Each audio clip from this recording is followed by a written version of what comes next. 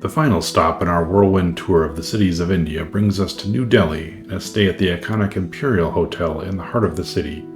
The hotel itself has been around since the 1930s and has witnessed the birth of the country's independence and formation under discussions between British and Indian political leadership.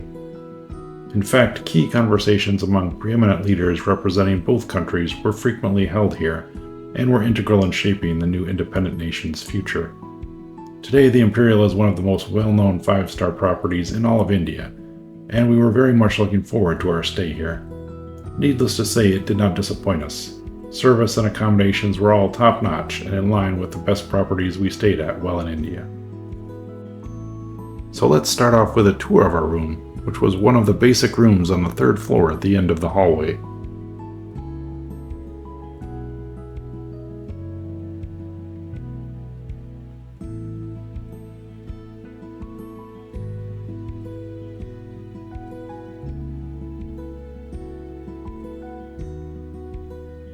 Stepping into the room, we have a small corner coffee table and chair, next to a king-size bed in the center of the room.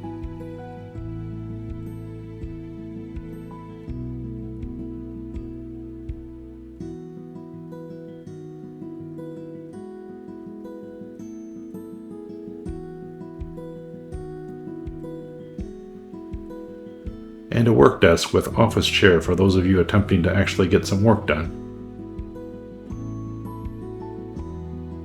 And in the far corner, you have a minibar area with extra water and coffee maker with cups. And like many hotels in India, they do require that you keep a key card or some type of card in this slot when you're in the room and need the electricity. Otherwise, things can tend to go dark for you.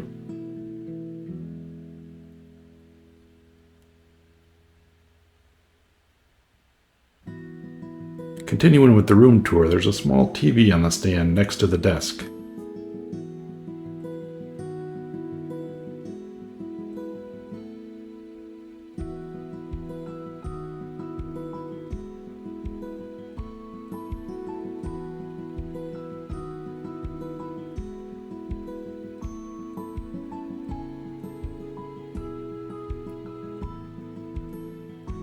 The main storage is in this large cabinet at the end with a few hangers and shelves for storage.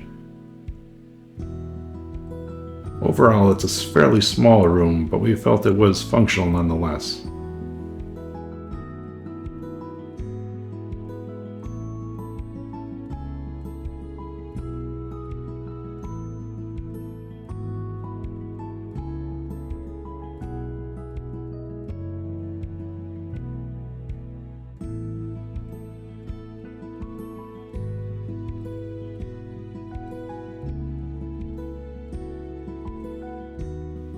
The bathroom featured a standalone bathtub and walk-in shower with rainfall shower head.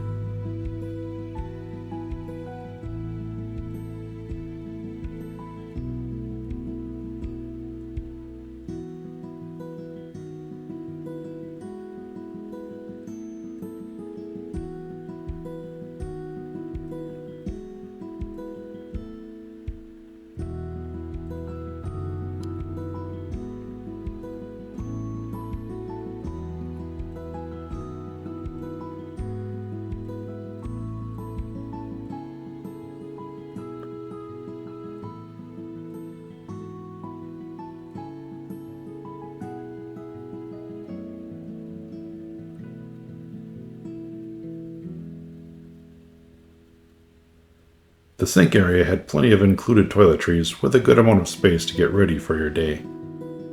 Overall, we were happy with our room during our stay. We paid a bit over $300 a night to stay here, which was a bit on the expensive side, but we wanted to stay at the historic Imperial at least once, so we went ahead and pulled the trigger on it.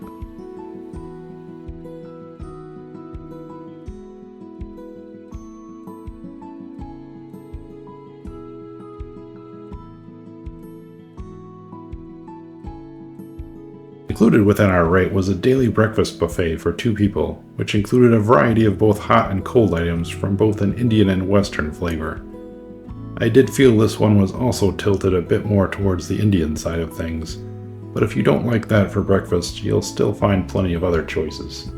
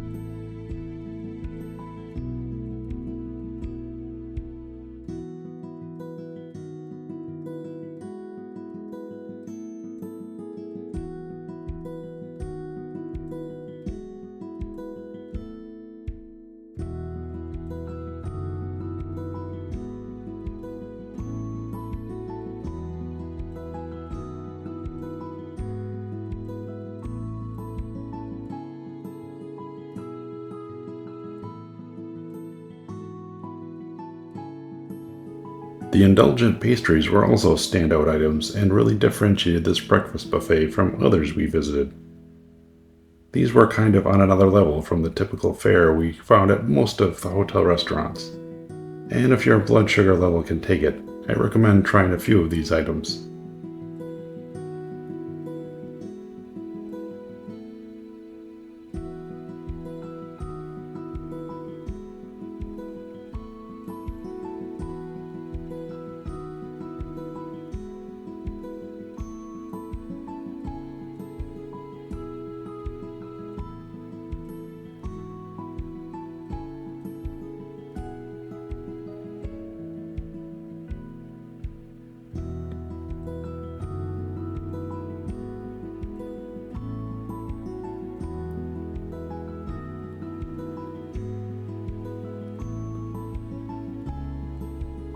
In addition to the pastries, you could request freshly prepared egg dishes from this station here if you were looking for more Western options.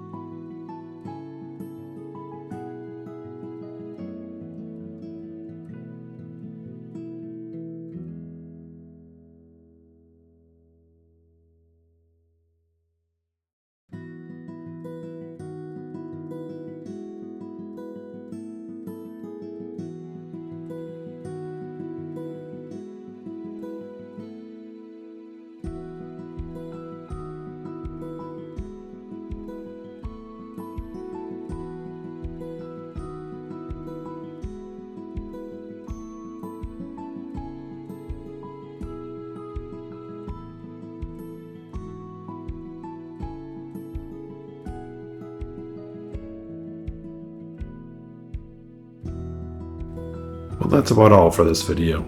Thanks for watching, and check out our next video where we spend some additional time taking a look at the grounds and facilities offered by the Imperial New Delhi.